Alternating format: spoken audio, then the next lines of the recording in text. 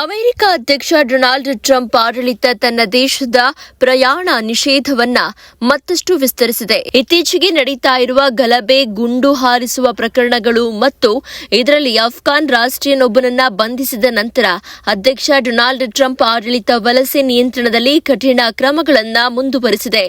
ಜೂನ್ನಲ್ಲಿ ಟ್ರಂಪ್ ಅವರು 12 ದೇಶಗಳ ನಾಗರಿಕರು ಅಮೆರಿಕಕ್ಕೆ ಭೇಟಿ ನೀಡುವುದನ್ನು ನಿಷೇಧಿಸುವುದು ಮತ್ತು ಇತರ 7 ದೇಶಗಳ ನಾಗರಿಕರಿಗೆ ನಿರ್ಬಂಧಗಳನ್ನು ವಿಧಿಸುವುದು ಎಂದು ಘೋಷಿಸಿತ್ತು. ಇದೀಗ ಮತ್ತೆ 5 ದೇಶಗಳನ್ನ ಈ ಪಟ್ಟಿಗೆ ಸೇರಿಸಲಾಗಿದೆ. ಈ ಹೊಸ ವಿಸ್ತರಣೆಯು ರಾಷ್ಟ್ರೀಯ ಭದ್ರತೆಯ ಹಿತದೃಷ್ಟಿಯಿಂದ ಮಹತ್ವದ್ದು ಅಂತ ಆಡಳಿತ ಹೇಳಿದೆ. 30ಕ್ಕೂ ಹೆಚ್ಚು ದೇಶಗಳಿಗೆ ಅಮೆರಿಕ ಪ್ರವಾಸ ನಿಷೇಧ. ಟ್ರಂಪ್ ಆಡಳಿತದ ಪ್ರಕಟಣೆಯಲ್ಲಿ ನಿರ್ಬಂಧಿಸಲಾದ ಹಲವು ದೇಶಗಳು ವ್ಯಾಪಕ ಭ್ರಷ್ಟಾಚಾರ, ವಂಚನೆ ಅಥವಾ ವಿಶ್ವಾಸಾರ್ಹವಲ್ಲದ ನಾಗರಿಕ ದಾಖಲೆಗಳು ಮತ್ತು ಕ್ರಿಮಿನಲ್ ದಾಖಲೆಗಳನ್ನು ಹೊಂದಿವೆ ಅಂತ ಉಲ್ಲೇಖಿಸಲಾಗಿದೆ. ಇದರಿಂದಾಗಿ ಅಮೆರಿಕಕ್ಕೆ ಪ್ರಯಾಣಿಸುವ ಅವರ ನಾಗರಿಕರನ್ನ ಪರಿಶೀಲಿಸುವುದು ಕಷ್ಟಕರವಾಗಿದೆ.